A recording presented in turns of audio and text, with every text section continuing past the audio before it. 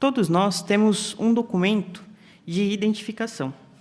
Nesse documento ele tem um número de série, ele mostra quem são seus pais e ele também vem trazendo a sua digital. Agora, digamos que a gente viaje para um outro país. Quando a gente viaja para esse outro país, a gente acaba anulando esse documento e usando um passaporte que ele representa mais ou menos a nossa identidade dentro daquele país. Isso significa que, se nós estivermos naquele país, nós estamos de acordo com as regras e leis que são estabelecidas ali. Estamos debaixo daquilo que aquele país, aquele governo, ele deseja que a gente faça. Alguns exemplos, por exemplo, na Rússia, músicas muito rápidas são proibidas de ser tocadas. Então, se você chega tocando uma música muito rápida lá naquele país, você corre o risco de receber uma multa. Ou até mesmo coisa pior, pode até mesmo ser preso. Ou, de repente, aqui no nosso país, que existem algumas leis que também podem levar a pessoa a ser presa e pode fazer com que ela pague uma multa ou alguma coisa do tipo. Quando isso acontece, a gente está, por assim dizer, de acordo com as leis daquele lugar para onde a gente está indo ou onde a gente mora. O que dizer, então, do que Jeová espera de todos nós como verdadeiros cristãos? Jeová, ele colocou para nós uma identidade, como se fosse o RG que você carrega, como se fosse um documento muito importante que vai te identificar como um servo leal. E Jesus, quando ele esteve aqui na Terra, ele deu alguns exemplos do que seriam essa identidade cristã. Porém, há algo que pode prejudicar ou atrapalhar um cristão. Notem aqui, Malaquias 3 e o verso de número 18. Malaquias 3, 18. Se você conseguiu encontrar aí no seu dispositivo eletrônico ou na sua Bíblia de papel, diz assim: e vocês verão novamente a diferença entre uma pessoa justa e uma pessoa má, entre quem serve a Deus e quem não o serve. Então, essa identidade, ela teria que ser perceptível por todas as pessoas. Aquela pessoa serve a Deus, aquela não. Isso seria um sinal identificador. Mas que qualidades compõem, então, essa identidade cristã que Jesus nos disse quando ele veio aqui à Terra? Vamos considerar 3 pontos principais que estão registrados na Bíblia. O primeiro deles está registrado aqui em Mateus 24, 14. Vamos ver? Mateus 24, 14. Se todos encontraram, a Bíblia diz assim: e estas boas novas do reino serão pregadas em toda a terra habitada, em testemunho a todas as nações, e então virá o fim. Então, o povo escolhido de Jeová, que carrega a identidade cristã, ele estaria pregando próximo do fim desse sistema de coisas. Então, esse é o primeiro ponto. E a gente nota que algumas organizações, elas tentam até fazer a pregação, mas algumas dizem que tem que pregar para os próprios irmãos de dentro da sua organização. Outras dizem que não, que deve ser feita de forma esporádica, que quando sente no coração deve ser pregado. Mas aqui não vem trazendo nenhuma dessas condições. Fala que as boas novas seriam pregadas no mundo todo. Então vamos ter isso em mente. Qual seria o segundo ponto, então, que identificaria o verdadeiro cristão? Notem aqui agora o relato de João 13, 35. João 13, 35. Se todos acharam, diz assim: por meio disso, todos saberão que vocês são meus discípulos, se tiverem amor entre si. Certamente o amor é uma qualidade que vem em destaque hoje nos nossos dias. Porque muitas pessoas elas vêm esquecendo o que é o amor verdadeiro, às vezes até mesmo por uma pessoa que não é do seu laço sanguíneo. E quando a gente para pensar um pouco no amor que identificaria os verdadeiros cristãos, Jesus disse que os irmãos, seus discípulos, estariam dispostos a morrer um pelo outro. E isso é algo que é raríssimo da gente ver hoje em dia, não é mesmo? Vamos analisar agora o terceiro ponto, Filipenses 2,15. Filipenses 2,15 nos diz o seguinte: para que venham a ser irrepreensíveis e inocentes, filhos de Deus, sem defeito, no meio de uma geração pervertida e corrompida, no meio da qual vocês estão brilhando como iluminadores do mundo. Os verdadeiros cristãos seriam diferentes, teriam uma moral diferente. Note que aqui fala que a geração é pervertida e corrompida. Então, enquanto tudo estivesse indo de uma forma que parecesse grotesca, ou de uma forma até mesmo aterrorizante, os verdadeiros cristãos eles permaneceriam de forma simples, de forma que eles seriam luz nesse mundo. A sua conduta seria elogiável entre todos. Talvez se a gente analisar esses 3 pontos, a gente veja que algumas pessoas tentam e não conseguem, ou às vezes tem 2 ou 1 ponto desses que a gente citou, ou nenhum deles. Mas somente uma organização no mundo consegue ter todos esses pontos que Jesus disse, que são as testemunhas de Jeová. Por meio da organização, nós pregamos as boas novas para todas as pessoas, mesmo em dificuldades. O amor é demonstrado de forma clara, conforme vimos, né? A ajuda humanitária aos irmãos. Quando um problema acontece, como por exemplo essas chuvas que a gente está tendo ultimamente, certamente os irmãos recebem uma mensagem: está tudo bem aí? Está todo mundo seguro? Isso é uma preocupação e é uma forma de amor abnegado. E terceiro ponto, somos diferentes também no que diz a moral, no que diz também a justiça, né, que nós temos que demonstrar e sermos corretos em todas as coisas que nós fazemos. Assim, conforme vimos, todos os textos falam que o sistema de coisas ele estaria dominado por coisas sujas, por aquilo que o diabo quer que pareça ser normal.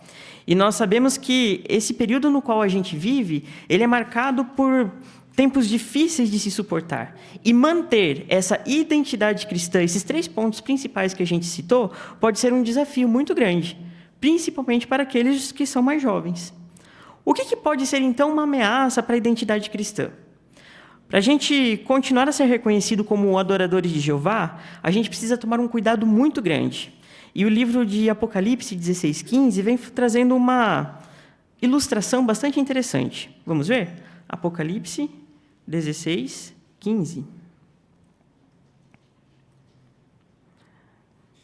Diz o seguinte: venho como um ladrão, feliz aquele que fica desperto e conserva consigo suas roupas, para que não ande nu e as pessoas não olhem para a sua vergonha. É interessante esse texto porque ele traz ali uma ilustração que era bastante comum, que acontecia naquela época que esse texto foi escrito. As cidades elas eram fortificadas e muradas, e existiam ali guardas que ficavam de vigilância durante a noite. Quando um guarda dormia, suas roupas exteriores eram retiradas, e ele andava com as roupas exteriores como uma forma de punição, ou um castigo, por assim dizer. Quando a gente, de forma figurativa, a gente perde a atenção à nossa identidade cristã, é como se as nossas roupas exteriores fossem retiradas. Mas que roupa é essa? Quando a gente começa a aprender a respeito de Jeová, é como se nós andássemos com um pouquinho, uma sujeirinha na nossa roupa. Com o tempo a gente aprende a verdade, a gente começa a aplicar em nossas vidas aquilo que Jeová espera de todos nós, e a nossa roupa, em sentido espiritual, fica brilhante, bonita. É uma roupa fofinha, é uma roupa gostosa de se usar. Mas, por meio de alguns problemas, talvez um desânimo, ou qualquer outra situação que possa bater sobre nós, pode ser que a nossa roupa ela pegue uma sujeirinha de novo. E isso significa o quê? Significa que a gente perdeu, a gente baixou a guarda, assim como aquele guarda que a gente citou agora há pouco no texto de Apocalipse. Assim, cabe a nós ficarmos vigilantes para que a gente não perca a nossa veste em sentido espiritual. Imagine que, talvez antes de conhecer a Jeová, nós tivéssemos alguns costumes que não fossem do agrado de Jeová. E hoje Jeová enxerga você ali, todo bonitinho, todo arrumadinho. E quando a gente erra, Jeová ainda dá a oportunidade de que a gente possa limpar a nossa veste em sentido espiritual. Assim, hoje em dia, nós devemos tomar muito cuidado com alguns pontos que para o mundo pode parecer uma coisa muito comum e muito normal. Uma delas é o senso de autogratificação. Quantas vezes a gente já não ouviu falar na televisão, ou talvez um conselho que alguém tenha dado, falado assim, não, mas você merece muito mais do que isso. Você tem que pensar mais em você. Certamente, esses conselhos podem vir de pessoas bem intencionadas que queiram o nosso bem. Mas nos colocar em primeiro lugar pode minar a nossa amizade com Jeová. E isso pode acabar obscurecendo ou sujando a nossa identidade cristã. Talvez uma pessoa possa até ficar confusa com relação sobre o que fazer da vida. Pois a propaganda do mundo nos ensina que o correto é você se colocar em primeiro lugar de tudo na tua vida.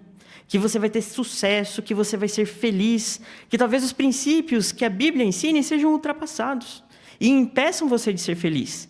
Nisso, a pessoa acaba ficando numa confusão espiritual. Ela quer se encontrar, ela quer saber quem ela é. Eu sou assim. Nada vai dizer o que eu sou, ou o que eu posso fazer, ou o que eu não posso fazer. Muitos se perdem buscando uma personalidade.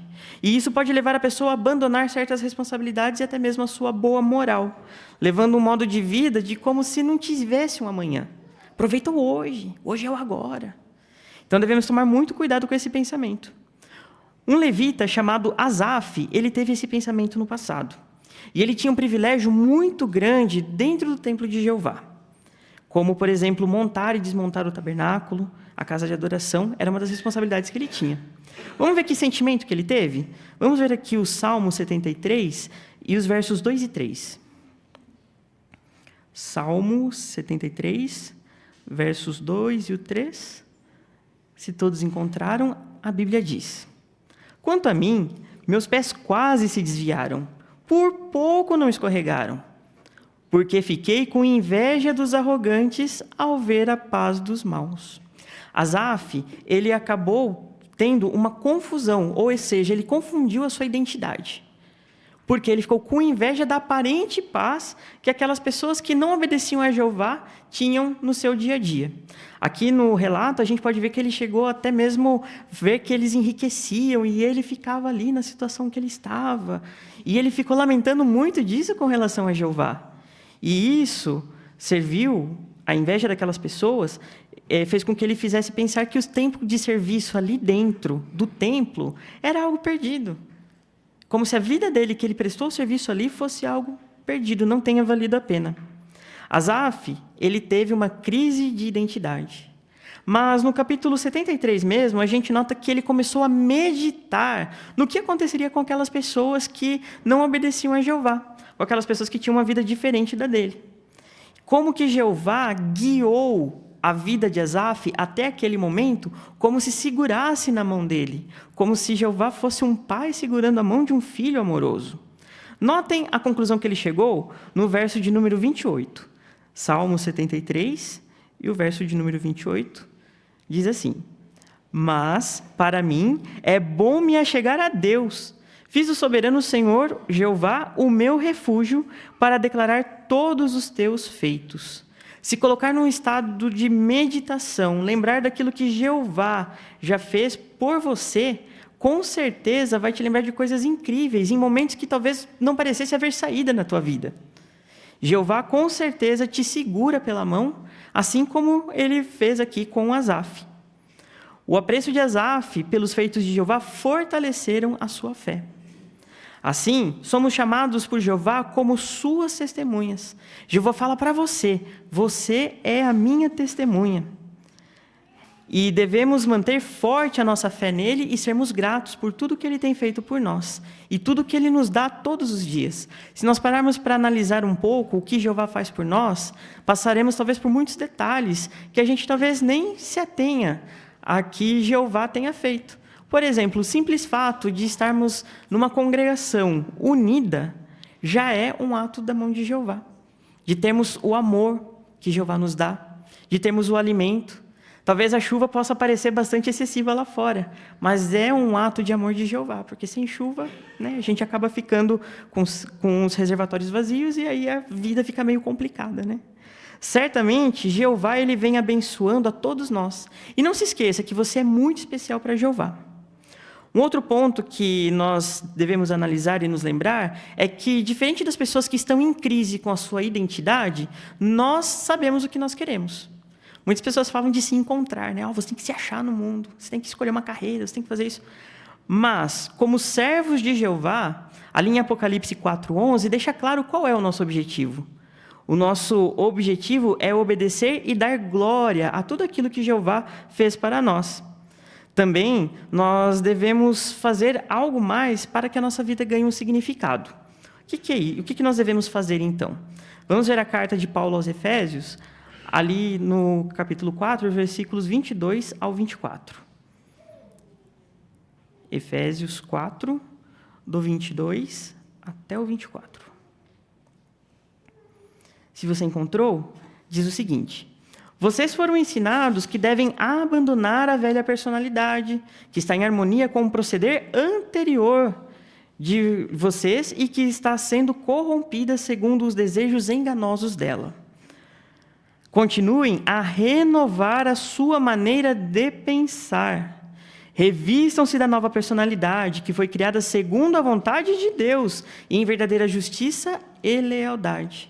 Então, quando a gente progride, nós aprendemos a verdade, né? Nós aprendemos e praticamos aquilo que a Bíblia ensina, pode parecer que a gente chegou num ponto em que, aqui tá bom.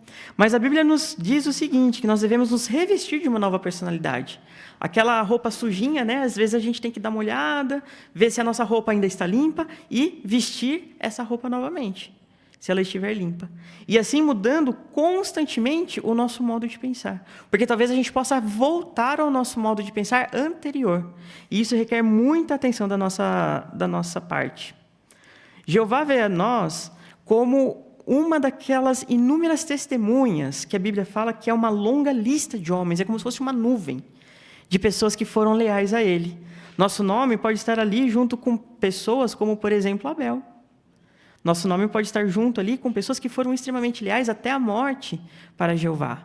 O seu nome está ali. Você é precioso para Ele. Muitas pessoas elas ficam felizes de repente, receber a atenção de uma pessoa do mundo, né? Uma pessoa que tem destaque.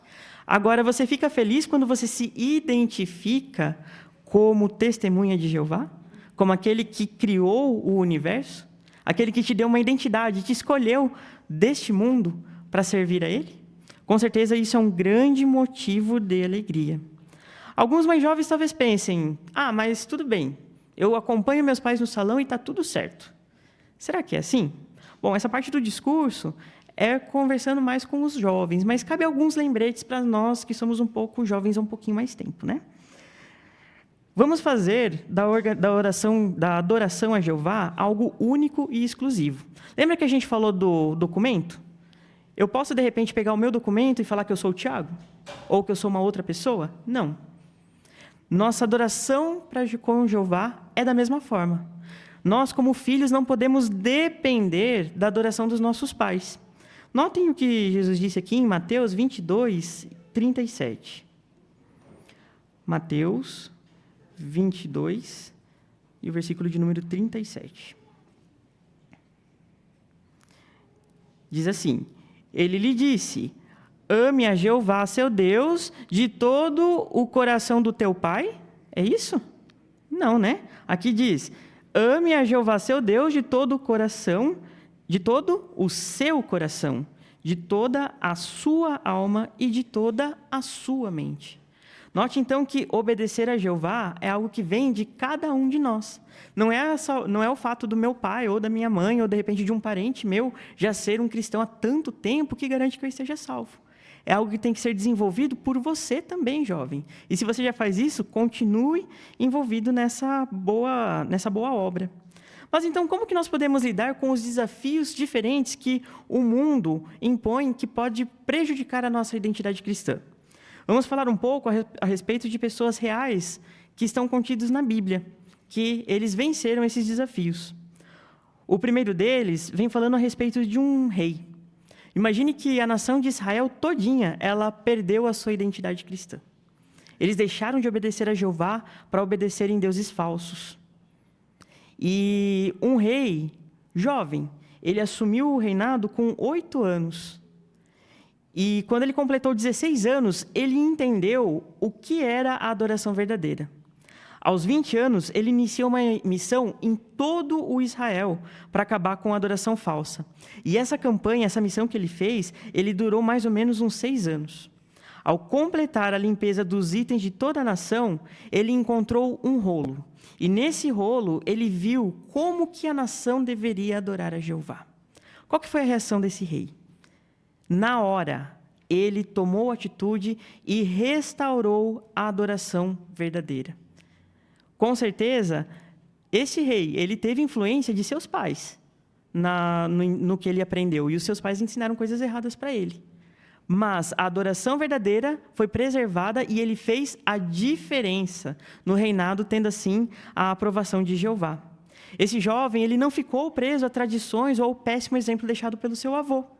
Ele fez tudo o que era correto, independente da influência de outros, ou até mesmo da nação ali de Israel. Um outro exemplo que temos na Bíblia é o exemplo de Daniel e seus 3 amigos hebreus. Daniel, ele estava sozinho numa nação que ele desconhecia. E tudo naquela nação era ligado à adoração falsa.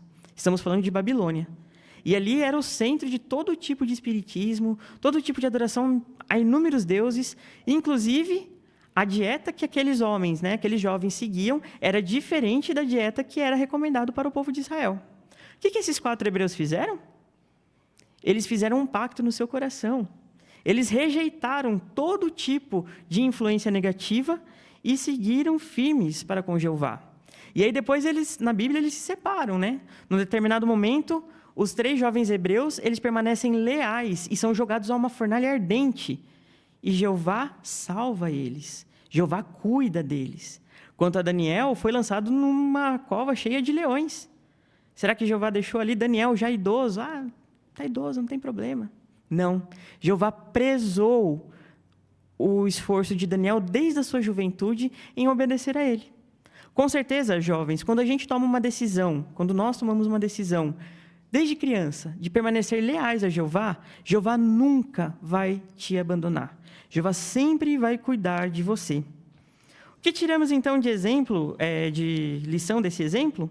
Que mesmo longe de sua família, mesmo longe de pessoas que te incentivem a fazer as coisas para Jeová, e a nossos amigos, até mesmo aqui dentro do Salão do Reino, nós devemos lembrar de quem nós somos.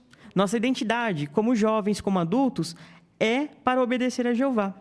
Quando nós caímos em situações desafiadoras, com certeza Jeová vai te segurar pela mão e vai cuidar de você, porque você já é leal. Devemos, então, fortalecer a nossa identidade cristã. E isso a gente consegue de que forma? Primeiro, por provar que a Bíblia, que aquilo que nós aprendemos é realmente a verdade. Devemos provar a nós mesmos. A gente não precisa passar por experiências ruins para entender que algo é perigoso. A gente não precisa tomar veneno para saber que a gente passa mal, não é verdade? Certamente, quando a gente lê aquilo que a Bíblia ensina, de exemplos positivos e negativos, meditamos e fortalecemos a nossa amizade com Jeová, vamos ter com certeza uma vida satisfatória e feliz. Outro ponto que nós podemos até analisar um pouco com mais de profundidade, está aqui em 1 de Pedro 4,10. Vamos ver? 1 de Pedro 4,10. Se todos encontraram, diz assim: conforme cada um recebeu um dom, use-o ao servir os outros como bom administrador da bondade imerecida de Deus, que é expressa de vários modos. Como assim? Cada um de nós pode ter uma habilidade. Alguns têm uma habilidade em ensinar, alguns em falar, Outros têm habilidades manuais, como, por exemplo, interesse por construir coisas. Cada um de nós temos habilidades diferenciadas. Quem que deu essa habilidade para você? Jeová. Quando nós usamos essa habilidade em prol do reino, você certamente é muito feliz e preserva a sua identidade cristã também. Pois você vai estar envolvido com atividades das quais você não vai ter tempo de pensar em outras coisas ou a pressão do mundo não vai te fazer desviar disso. Pense, por exemplo, de repente, de dedicar 30 ou 50 horas no serviço de casa em casa. Pregar para as pessoas, talvez ir para um território rural, ajudar na construção. Tudo isso são coisas que, com certeza, vão fortalecer a sua identidade cristã. Um outro ponto que é bastante importante, que nos serve como proteção, é que quando a gente chega no nosso ambiente, seja na escola ou no trabalho, a gente se identificar como testemunha de Jeová. Por quê? Porque quando talvez algumas pessoas cheguem para fazer uma piada, falar algo que seja incorreto, te incentivar a fazer uma coisa errada, vão parar 2 vezes e vão pensar: aquela pessoa é testemunha de Jeová. Ela não vai fazer isso. Ela não gosta disso. Assim, serve como proteção a gente se identificar como testemunha de Jeová e adotar uma postura firme, mas, porém, de forma branda, explicando, né, de repente, para as pessoas o porquê da gente ter essa atitude, né, o que a Bíblia ensina a respeito de determinados pontos. Por tentar pregar também as pessoas dentro do nosso trabalho ou na escola, nós mostramos quem realmente somos, e isso vai proteger a nossa identidade cristã. E por nós mantermos a nossa identidade cristã protegida, por meio de todos esses pontos que nós analisamos até agora, por meio de nosso estudo, por meio das nossas companhias, por meio de mantermos a nossa mente sempre renovada, de acordo com aquilo que a Bíblia ensina, com as informações que temos do escravo fiel e prudente, nós teremos o privilégio de sermos reconhecidos por Jeová. Nós vamos entrar no livro de recordação dele. Talvez muitos venhamos até mesmo a falecer e não ver o fim desse sistema. Mas Jeová não vai se esquecer de você. Jeová ele vai trazer você de volta do jeitinho que você é. Assim, Jeová ainda promete que a vida eterna e a ressurreição no novo mundo. Nós vamos ser os amigos mais próximos do ser mais poderoso do universo quando estarmos diante dessa situação, com o fim de todos os problemas da humanidade. E Jeová, a gente vai conhecer ele de uma forma maravilhosa. A maneira que ele pensa, a maneira que ele age. Talvez a gente leia algum relato na Bíblia que a gente fica pensando, como que Jeová chegou a essa conclusão? Por que Jeová agiu dessa forma? Lá, no novo mundo, a gente pode entender isso com maior clareza. E nós teremos também um futuro maravilhoso, com o fim de todas as calamidades que afligem a todos nós. Assim, amigos, irmãos presentes, continuem perseverando e preservando a sua identidade cristã, pois um futuro eterno e de bênçãos aguarda todos nós.